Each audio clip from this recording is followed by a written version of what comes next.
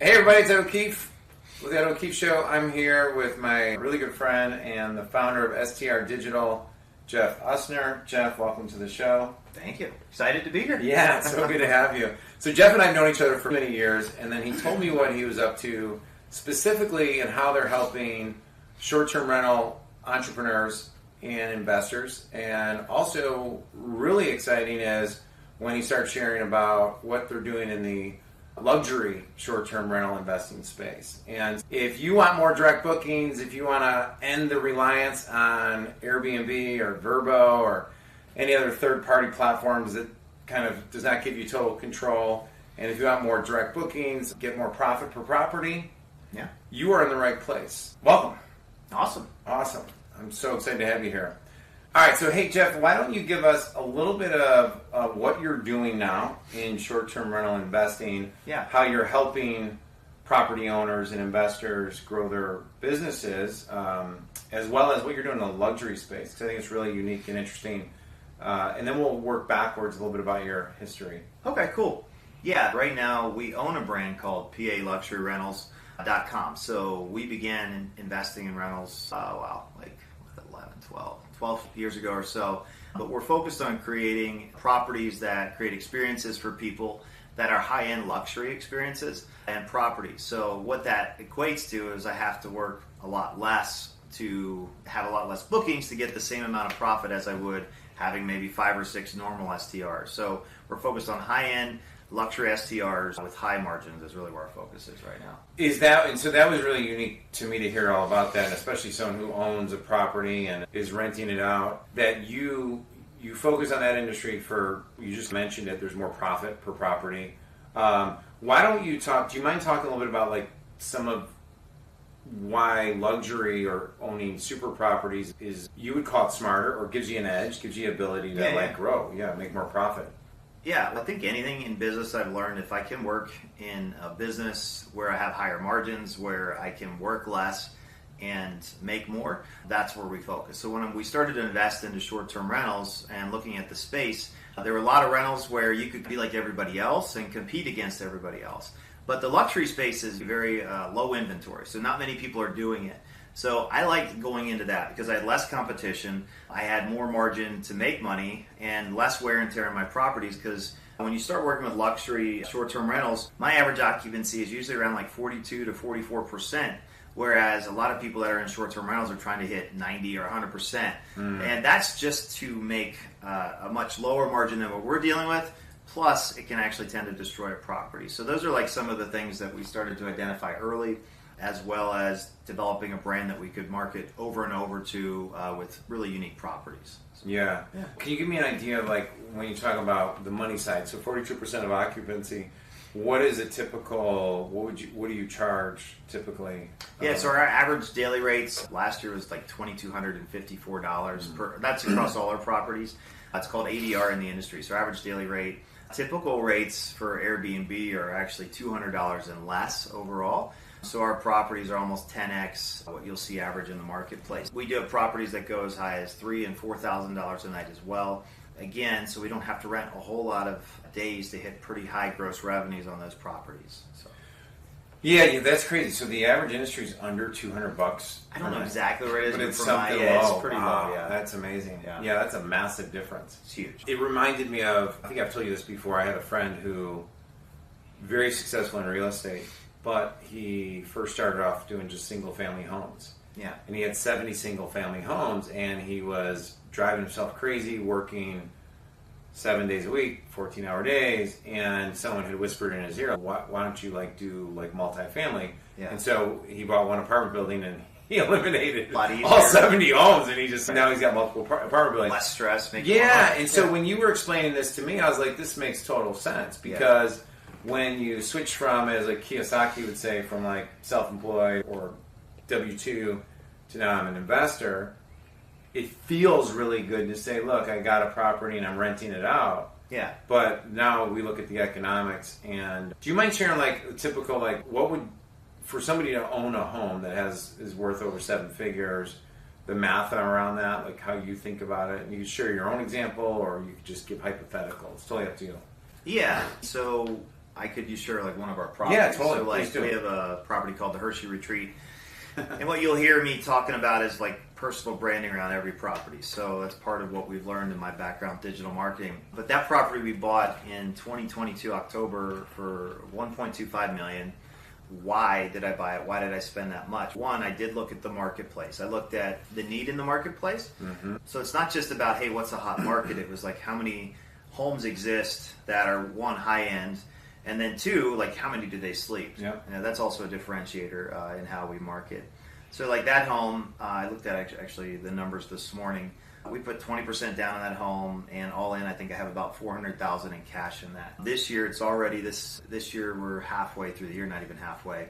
Gross revenue is already over $305,000 on that house, and it should net out close to $200,000 this year after all of our expenses, and that's actually including like covering the debt that I have on it. So we're also appreciating in value and building equity in the asset as well as it grows. So that's the kind of asset I like versus if I were to invest $250,000 into 5 homes to get to the same metrics. I'd be working 5 times as much. Actually, probably more than 5 times, honestly. Because the reality is, when you own an STR that is a lower average daily rate, you have to go for high occupancy. So I never really thought about that. I probably work a lot less than a lot of people who own a lot of STRs. And also to the complexity, just managing it and But also, if it's double occupancy, what I'm dealing with, that means twice the headaches, twice the issues, twice everything, right? Yeah. So when we work, we're working with not as high occupancy rates. We're dealing with clients who generally will respect the properties really well. That's a keynote. And the other part of that is they actually become a really high, we're in digital marketing. The lifetime value of this client is huge. So like I've got a client that has spent over $300,000 staying with us. Wow. Several. They bought a property for you. They did. So several like $50,000, $60,000. Like they keep coming back over and over because they like the brand. They want luxury. So there's a niche there for it, and there's really no inventory. That's the huge thing. I'm not like competing against. I looked at, I think it was the city of Charlotte, and it was less than 2% or even 1% of the rentals that were available would be qualified as luxury. Just to give you an example, our market, it's even less. We have 5 in this area, and there's only a few others that exist. And honestly, when you look at how they market what they do, I don't even really. Competition's good, but their numbers are definitely not as good as ours. Right now. So, Wow. I think that one of the things that you're just bringing up too that's super important is the repeat purchases is what we'd say, but the rebookings is pretty powerful. And then you also are creating. You have the same crews working on the same properties, and so you're almost vertically integrating a little bit. Is that fair to say? That's fair, yeah. Okay, cool. So I want to talk a little bit about... The other thing about luxury real estate, keep like going. just 2023, the appreciation value of higher-end real estate outperformed the rest of the market by far. Yeah. So we're investing in assets that appreciate better than other assets. Like this property we're on right now has 60 acres. So it's a very unique property. There are high wealth individuals that are always going to be interested in properties like this. It retains value and actually increases. That's a pretty huge thing as well. So. Well, and let's talk about that because that's usually the first question we ask when we're looking at. We're both marketers as our background. So the first question is, who are we selling to? And so can you talk to who you're selling to and why? What's going on in the global economy? It affects them a lot less, if at all. Or maybe helps them for all we know. It is true. So like when the economy goes down, which we even saw in our history, people who have money tend to still have money. Mm-hmm. When the economy tanks, it's going to affect a lot of times lower middle class. People who are really good with their money, higher net worth individuals, plan. Yeah. They are good with their money. They don't stop vacationing. And in fact, like when a pandemic might happen, which we experienced, they don't stop vacationing. They just look to stay more local. So for us, we strategically targeted this area because we pull on like New York City, and every state has big cities, right? But they will still vacation. They still have money, and they love to come back. I think of the Ritz-Carlton, a Four Seasons hotel. They have a lot of loyalty with their clients because the experience is one they know that they're going to get over and over. Yeah. So when we develop our luxury STRs, when you show up at any of our properties, you're going to see very similar amenities, similar service, same service. Everything's should be not exactly the same. They're different flavors of the properties, but the experience when they show up is something that's very hard to find unless you want to go to the Four Seasons. Because a lot of people in Airbnb just are really bad at managing their clients. It's true. My son's over there. point taken. Like we've rented Airbnbs and like we show up, we're like, man, these guys don't take care of their properties. They're not communicating. Like just basic things. People don't treat it like a business. So it's really easy to get into this market in the luxury space. I was actually on a call it was yesterday actually, with some gentlemen that are partners, and they own a bunch of smaller STRs. I say smaller, so smaller gross revenue properties, all right? But they started to invest in luxury, and now they're like, oh my gosh, like really, we are killing it on these. So their ADR might be, I think it was like 150 to 200 on these ones that they think they are doing well with, but they're just working so hard. They've hired. We're not judging that. We're just stating here's the difference in it. Not judging. I'm just sharing what they shared with me, which was wow, like we've got a few luxury STRs going, and these things just go. Yeah. It's so much easier. We make more money. We're shifting our asset investment into that. That was a call just, I think it was yesterday. That's a common thing when people really learn what's actually going on. Yeah. Now, I want to come back to that a bit. One of the things you told me was that, was it last month you looked at your numbers and you had 65% direct bookings? Yeah, it was March, yeah. Okay, so one of the things that Jeff and his company does is they own STR Digital, which is taking his background in digital marketing and then actually applying it to the STR investing space and doing things that no one else is doing. So those numbers are astronomical. Like for our property, which you guys are helping us now with, is most of our bookings have been coming off VRBO and Airbnb. Right. And so you start doing the math of if they're direct booking, I'd be making a lot more profit. Yeah. Can you walk through what you guys do and then maybe share like a few of your golden nuggets if people want to get more awareness in their property and then also get more direct bookings? It'd be great.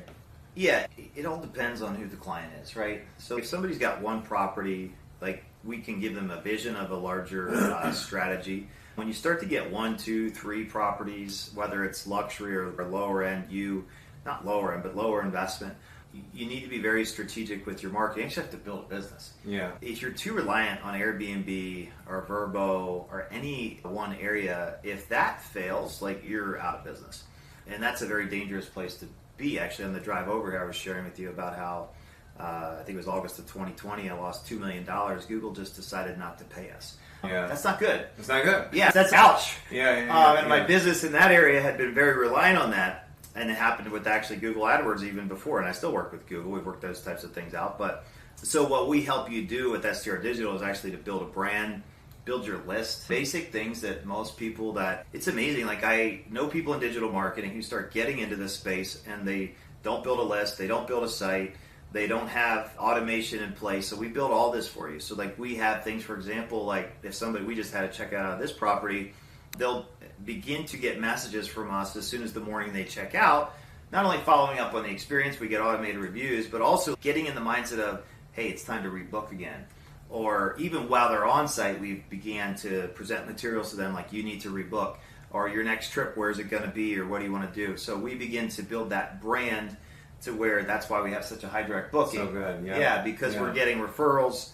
We're getting people just calling us up. My phone's sitting over there. I get several messages a day on average, just people texting, calling, just referral stuff. Yeah. And those are really good bookings because if I have a good client, generally they hang out with people who are going to be other good clients. So every time that you get a new booking on Airbnb, you're, oh gosh, is this going to be a good guest? I've had bad guests. I've had bad parties. I've had bad incidences. I've had damage. I just had to deal with something. Even with what we do, it can happen. But when you have repeat guests, like I can just sleep easy. Yeah. I know this last weekend, I think, most of our guests were repeat guests. I didn't even think about it. They show up, they already know the properties, they already know me or my staff, and it's just a really easy experience, low stress for them, low stress for us, because they know what they're going to get, and we also know what we're going to get. Right. They're not going to show up and trash our house if they stayed with us 3 times before. Yeah. Hopefully not, at least, so... It is a concern though, like when people show up on your properties, like it's your asset and you don't know who's showing up. You can do things to try to, and we do, to filter out our guests. We've gotten pretty darn good at it, but you still just don't know. Yeah. So when you have a repeat guest, it gives you that peace of mind, plus you still are dealing with high margin, it's a direct booking, and you're creating an asset in a business that you could actually sell because I have a customer database. Like when we brought on a new property, Hawkview Retreat's one of our properties. It's in the mountains. I like how you've created. You've coined it and you've branded every property. Every property is branded. That's pretty amazing. Yep. But when we brought that on, what's the first thing I did? I sent an email out. I sent an automated text message or even individual text messages out to previous guests saying, hey, we got this great. Joel sent emails out to our database saying, hey, we have a new property. We're showcasing it, and you can get in now. You're a repeat. You stayed with us before. We'll give you a discount, whatever. We're getting bookings in like day one. Yeah. So it's not like you invest in a property. Oh my gosh, am I going to rent this? Like we invested following the metrics we look at when we invest in a property with the targeting the client that we already have, so that we know we can just offer them another product. It's cross sell in digital marketing that they're going to buy. Yeah, and they do. So that's amazing. That's a huge advantage. Yeah, yeah, that's great. And 2 points I just want to make real quick. So one is, if you want to treat it like a real business, that's the same amount of effort if you're promoting something for $150 a night versus $2,200 a night. Like, right? That's correct. That's right. So the leverage there is huge. Number two is, I want to make sure that if you're currently not in the luxury space, right? I want to talk to that for a moment, though. So if you didn't sell your company and start investing in these properties, but maybe you own a couple smaller ones and you're like, okay, how do I level up? I know there's strategies to get there. There's partnerships, there's ways to get the money, blah, blah, blah. Do you have any thoughts on that? I know that's not really a question, but I'm just throwing it out there, like open-ended. No, like I bought a property for $575,000. This was like, I'm going to say, what is this? Probably 3-4 years ago.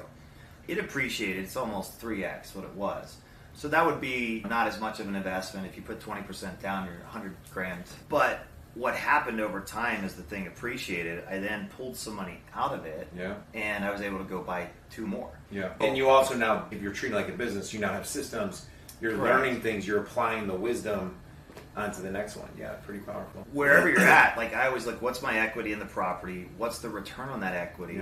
Because maybe you're doing really well, but if you've got a lot of equity, let's just say you own 3 that are worth $300,000, $900,000 worth of properties, and you think you're doing well, and maybe you are. Let's say you're making $30,000 a property, $90,000 a year, but you have $600,000 in equity. What's your return on the $600,000?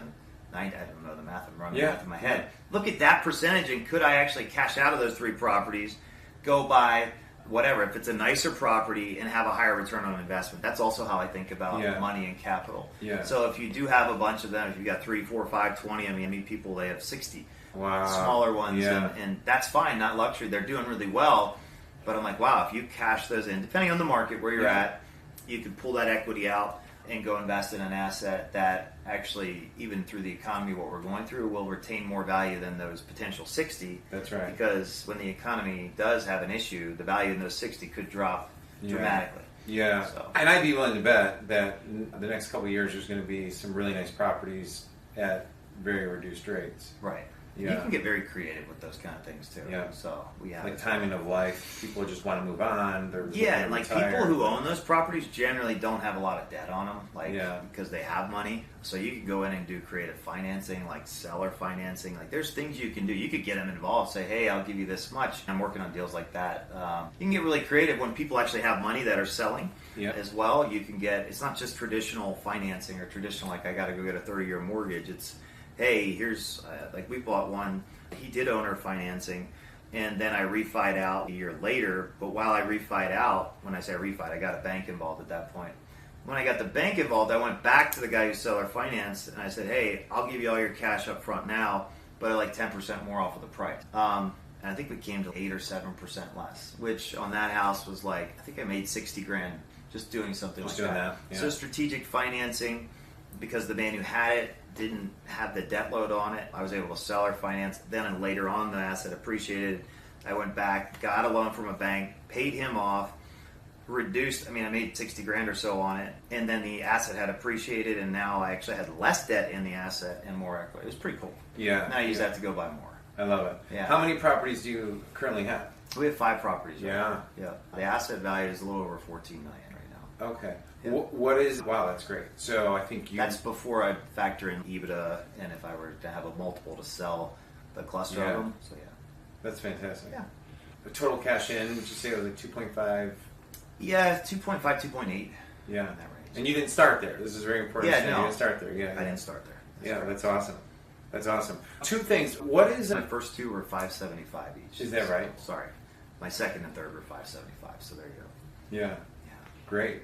What does STR Digital do? Can we break down a couple points? So everybody, if you're looking to, if you fit in this category of you own 3, 4, 5, or you have 1 or 2 properties and you're looking for someone to totally, or more, take over the marketing and the advertising of it and help with the rebooking, that's what Jeff does. It's pretty incredible at STR Digital. Great team. Yeah. Can you share a little bit of specifics if I'm missing out some things here? Well, STR Digital was born when it was really out of need for our own business. Yeah, the best businesses are. Because you could, like, I love, like, everybody's different in this industry. Like, some people are good at finding deals. Some people are good at decorating. Some people are good at financing. Most people are not good at marketing. I can tell you that. Because they want to just find a property, throw it up on Airbnb, and make money. And generally it's because that's what they've been told will happen. Yep. And the reality was there was a market post-COVID where you could put anything up and it would rent. But what's happened is the demand went up and the supply went up, the demand went down over the last few years, even this last 12 months specifically. So now you have a lot of people struggling because they don't know how to market. So first off, STR Digital is just marketing done for you. So that can range from even, like, I can look at somebody's Airbnb listing and go, wow, if we made these 3 tweaks to their photos or to their description or to how they're presenting their pricing, like, we could probably increase their occupancy anywhere from 40% to 100%.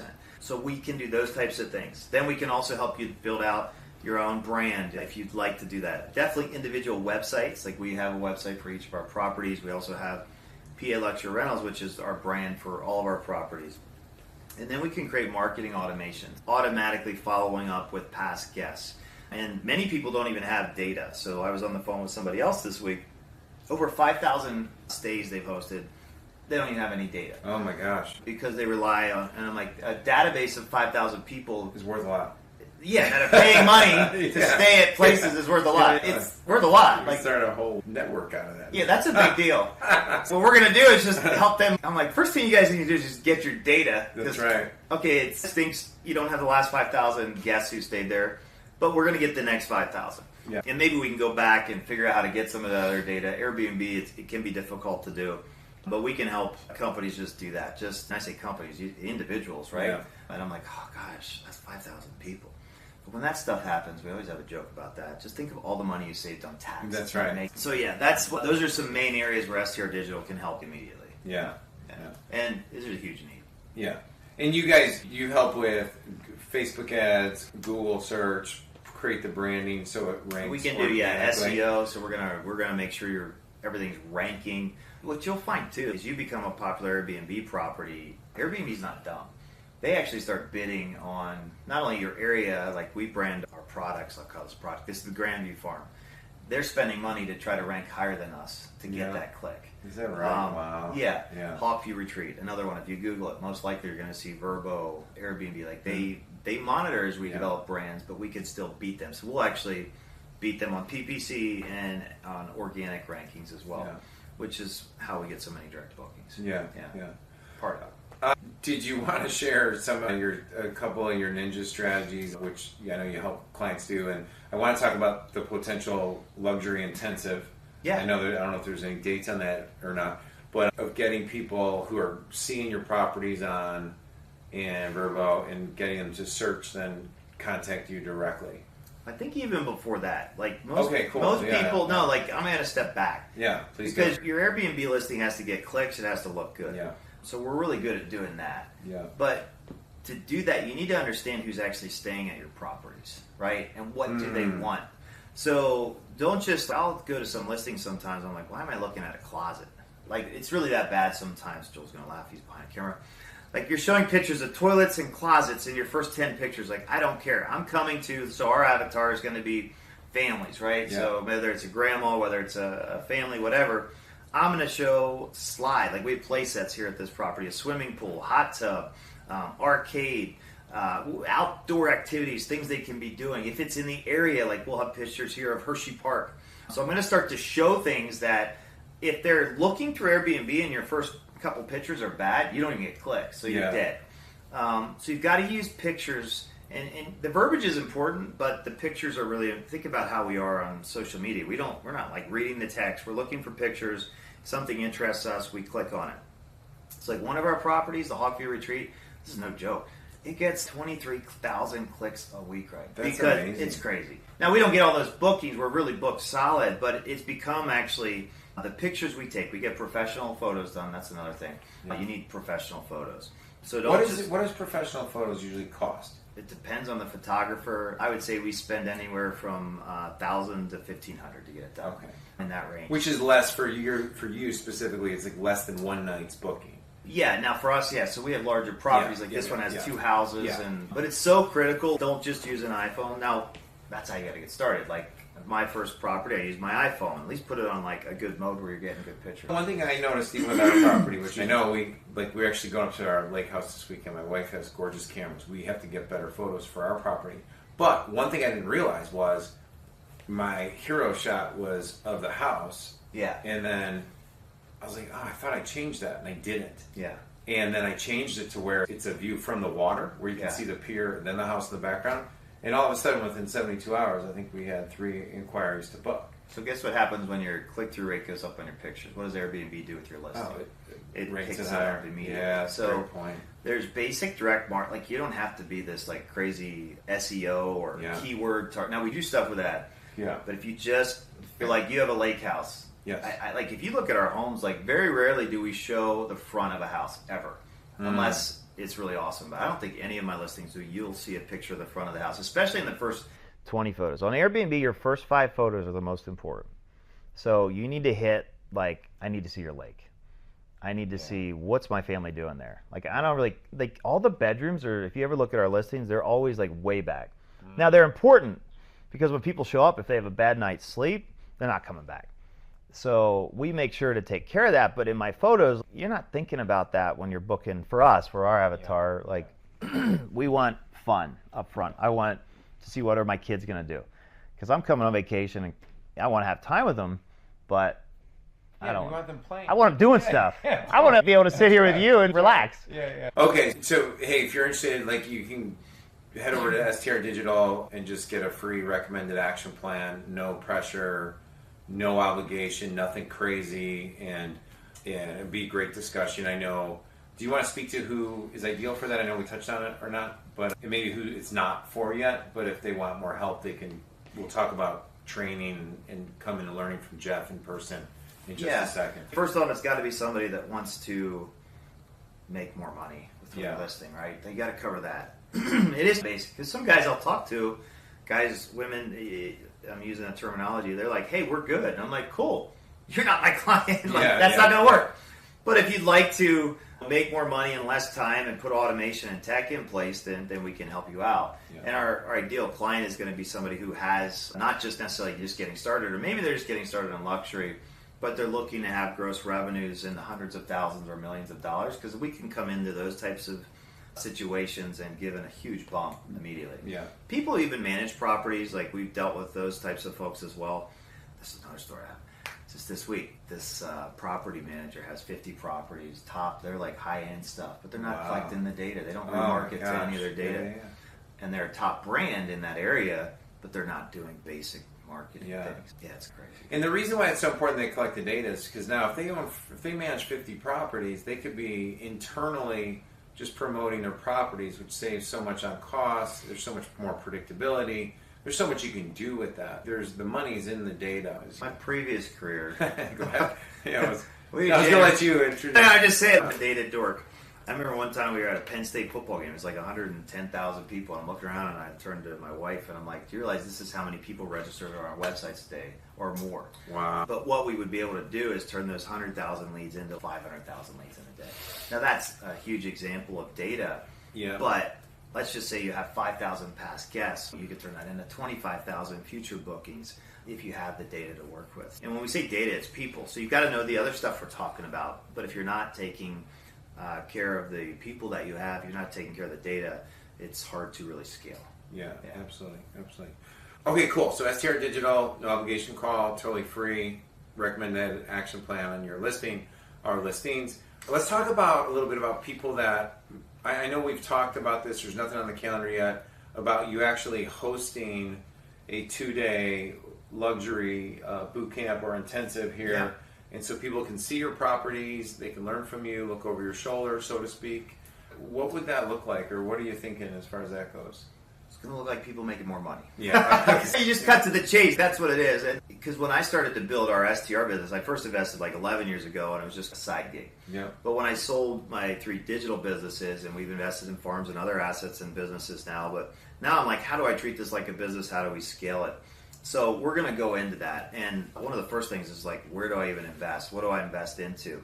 What amenities do I need? What does it even look like to be luxury? That's a huge question. One of the main things we'll do during this bootcamp is go around to some of our properties and look at what we've done. And I'll explain stuff like, that's why that's our coffee maker. That's why that's our pillow. That's why those are our sheets. Like just stuff like that. If you do all the other things right and people show up, you've got to make sure the experience is also luxury. We'll be touring some of our properties. We'll look at different deals people are potentially looking at. Great. Because what I've found with real estate, you make your money when you buy, never when you sell. Yeah. And people often buy wrong.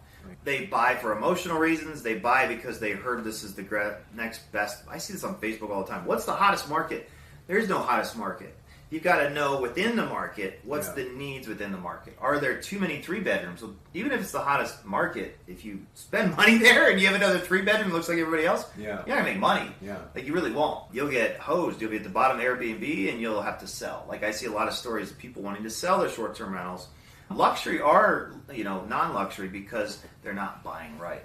They're not buying to the need of what the area has. So we'll definitely go into that and get some good classroom time, I guess, just like looking at deals, looking at what we do. But I think experience is important. So getting out on site, meeting our property managers, seeing what we do, looking at our tech, all that kind of stuff. It's what really makes the business a powerhouse. But I also think, too, that there's an underserved population of STR investors and entrepreneurs that would love to be doing this, would love to say, hey, I have 3, 4, 5, 6, 15 luxury properties and be in a blue ocean rather than in a sea of blood where everybody's doing similar stuff and you're like trying to win by 1% when, you just got to be... It's so much more easier in a blue ocean. Yeah. Like that's one of the main reasons. We talked another time about myself, Mark Jenny, and he has a lot of high-end STRs too. Same thing. Like we don't compete against people. Yeah. So now, like when I moved into this area, I started charging. I was like the first one I had here. I think I was like $1,700 a night average daily rate, and it went higher than that. But the ones around me in that town were more like $300. I'm going to give you a very specific example. Everybody in that area said I was crazy. Like I literally heard, "What are you doing?" I'm like, "I'm not renting to you.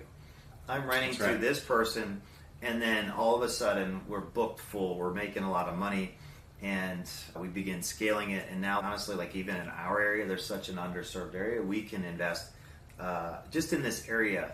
I could invest in 20 more properties similar to the one we're sitting in and still have high profit. So we're not competing. Yeah, it's such an easier way to work with in business. Well, what I was going to say too on that is you just gave me an idea about collaborating and stuff like that. The other thing that's great about coming into, just my encouragement, if this is resonating with you and you're sitting there being like, wow, this would be amazing, about investing in yourself to be a part of something like that, where it's 2 days investing in yourselves, is like you're gaining 30 years of Jeff's experience and collapsing it because he's been learning other people. It's the standing on shoulders of giants among giants. But the other thing is that how often do you get to go into a room of people that are serious and taking this seriously and want to win and succeed and support each other in it? Because you're not really competing with each other. It's how do you make each other better? Okay, cool. I guess probably spend the night at we have a suite at a sports arena near us too. So that's built into my return on investment, by the way, is we have amenities and assets for our clients. So we'll probably go check that out, go to a game, hang out. That's really cool. For sure. So we'll plan on doing that. Because I want people to see, like next year with our sports suite, I'm only investing in half of it. The other half is actually a guest who has stayed with us. And that's pretty awesome, right? Like how many people are going into business with their guests? And I gotta tell you this, there's so many people that come to I'm looking around here, at our properties that want to just invest in what we're doing. Yeah. Something's coming in the future with that. Yeah. Can I ask you a question on that? Just as now it's spitballing, right? Because it's fun to come to proproperties that you like too. Yeah, I didn't even get into that. That's probably the core reason that we bought luxury. It's like, where would we want to stay? We're like, my wife's, I wouldn't want to stay there. I'm not buying it. I'm like, hey, that's a good reason. That's like, a good point. Like, these are cool places you can share with your family, your friends. You can have fun. You can create memories. Like last year we had a reunion at this place. I had another reunion at my other place with my family. And it's just so much better than any place we ever stayed at before. That's right. You're getting paid. And Yeah. you're Cool. also be able to gift it to the people who you care most about and stuff like My that. 50th birthday was at one of our properties last year. So You're 50? Yeah, isn't that crazy? I know. tell you, you're like looking 30. younger. I know. It's My the gosh, hairdo. yeah. It throws it. But like stuff like that, like you get to use your properties Yeah. and like it's pretty cool. So. The question I have for you was a little bit, just shifting gears a little bit more, like tax advantages and why. I've helped dentists like grow their practices for years, and we've worked with other doctors and other high income professionals. Something you said in our last conversation was that's a great example of people that are making good money who are looking for where do I get tax. Yeah, can you talk a little bit about that? I guess you can go as in depth as you want on it. Yeah. But why are investing in STR, and we're going to stick to luxury for this purpose, great investments for super high income professionals? One, you're going to get immediate tax. There's a lot of tax advantages around investing in short-term rentals right now. And actually in Congress right now, some of those might be extended. Specific to STR? Specific, oh, yes. Okay. So even the ability to I didn't know that. depreciate an asset 100% the first year. That's a big deal. It's a big deal. That's a lot of money in tax savings. Yeah. One of ours last year I did, it saved me probably, I think it was $250,000 in taxes I didn't have to pay because I was able to depreciate a property immediately.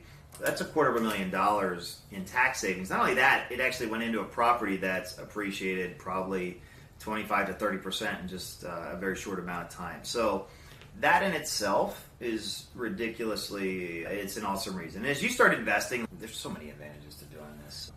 Keep going. With taxes. Keep going. We can use this whole clip. That in itself is like this is exciting, yeah. And I'm not an accountant. I'm also not an attorney. But so that in itself is probably one of the main reasons that you to invest in short-term rentals right now. I think this year it's 80%, but I think they may be switching it back to 100%. But it's still 80% of what you've investing into you can depreciate year one.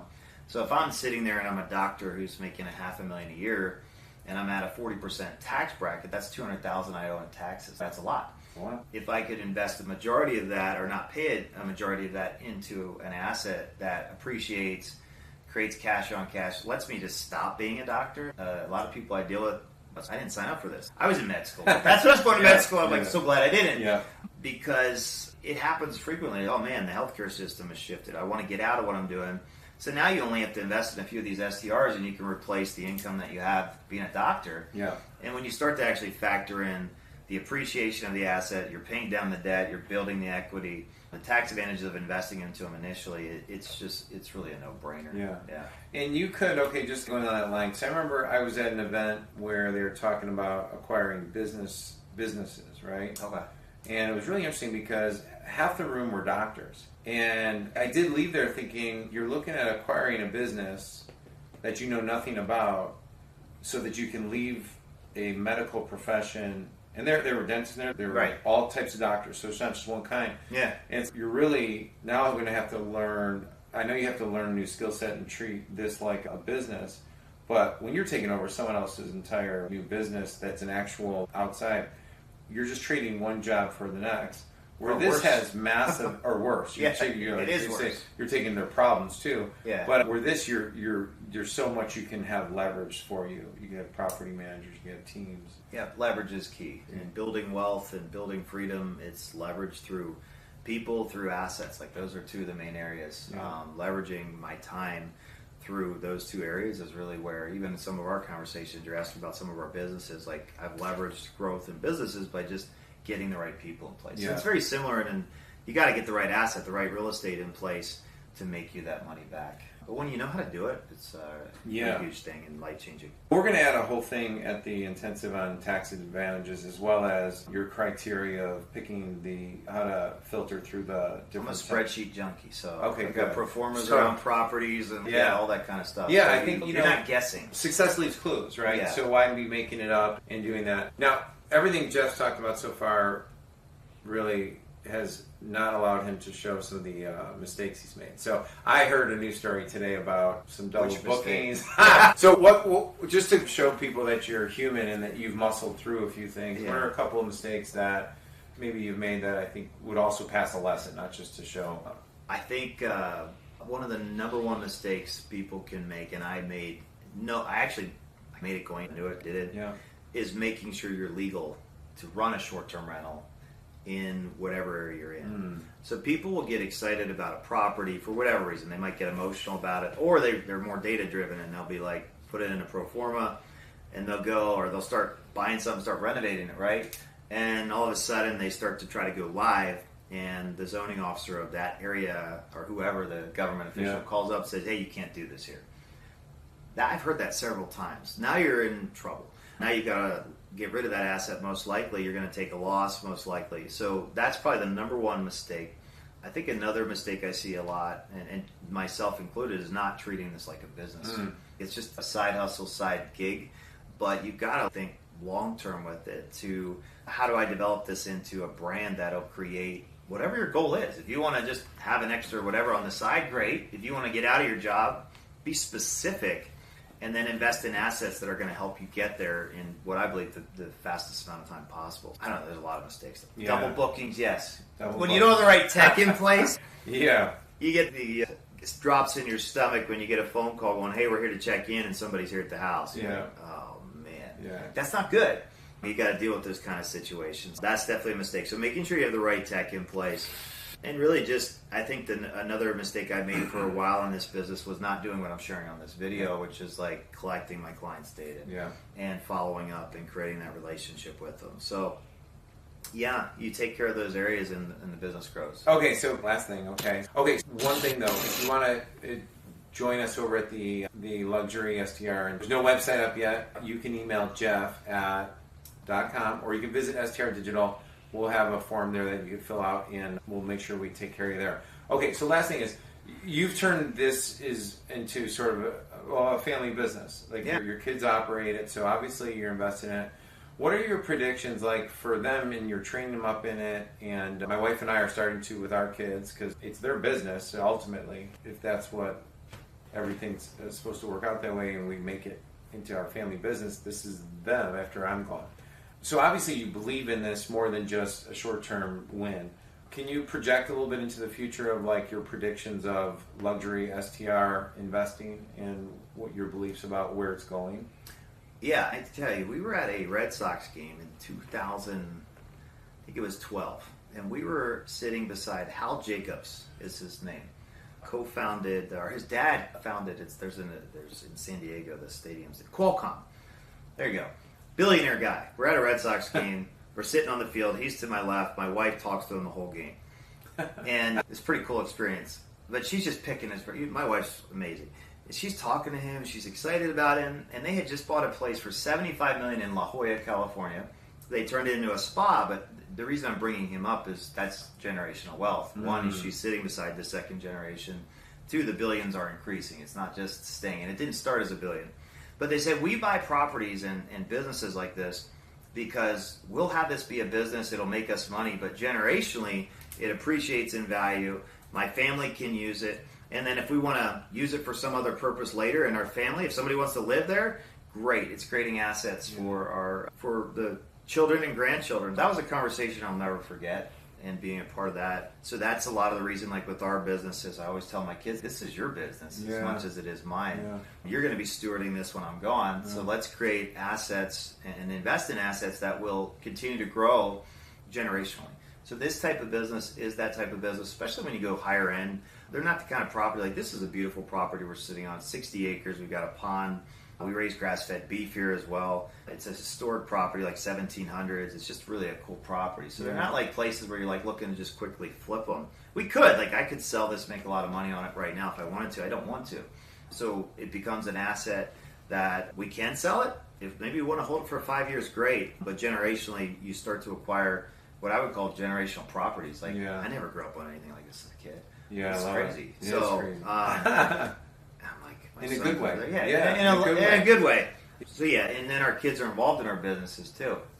So we're training them up in the businesses. So they're learning, number one, about people, because when you know more about people than you do your product, you're unusually successful. So it doesn't matter as data or technology changes, people are people.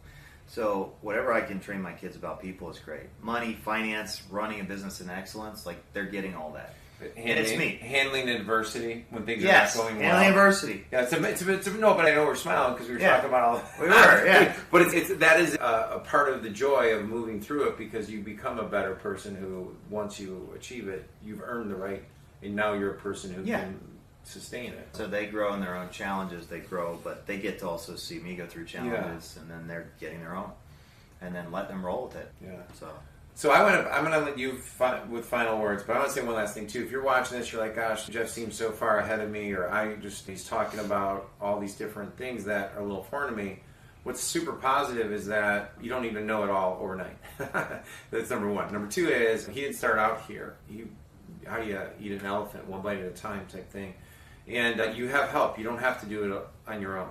There's opportunities to get training. There's opportunities to have other people do work for you. But if you have the vision and you're like, this is what I want to spend time investing into daily to make it happen, STR Digital is here for you. Jeff and his family's here for you. And I'll pass it over to you for the last words. Cool. I would say there's two main areas we can help you if you're here watching. One, if you've already got a business or you're looking to get in business, we can help you make sure your marketing's right, how you build the business is right, so you're profitable and successful, and you carry it with a lot less stress, and you have fun in what you're doing. So that would be the one area. The other area is if you're looking to invest in luxury STRs, come out. The things I've learned, I joke about it sometimes. Yeah. But I've put a lot of kids and now grandkids of lawyers through college. There's just hits. You talk about mistakes. I didn't even start on mistakes. There's so many mistakes that we've learned in investing in real estate, even dealing with luxury short-term rentals, how to deal with clients that literally have cost us millions and millions of dollars, that we'll freely share for anybody who's working with us, but then also coming out to the boot camp. I love getting into deals and like seeing if it's going to work or not, and really picking it apart, because I'm not going to have any emotion, and maybe you do. That's one thing I found as I deal with people in real estate is don't tell me about what you like about the property. Where's the pro forma? How does it perform? Because as soon as you become emotionally involved, you make really bad decisions. Unless you want it to be an emotional purchase, then go have at it. But if you're emotional in an asset in a real estate specifically, it can be pretty detrimental when you buy wrong. So we'll help you with that kind of stuff. Or if it's an asset you do love, that's okay. I love like properties that we own. We can just help you make them even more profitable or get them to profitability. So I'm excited. Anybody that comes out, be awesome. Okay. They're going to kill it. Dude, I always get him. Every time we talk, I'm like, we got to go find more properties. Let's go do it. Let's go. We love to do it with you as well. Hey, Jeff, thanks for being on the podcast Thanks today. for having me. And hey, head over to STR Digital or email us at jeff@strdigital.com. And I'm Ed O'Keefe, your host, and so happy to have you here. Thanks so much, everybody.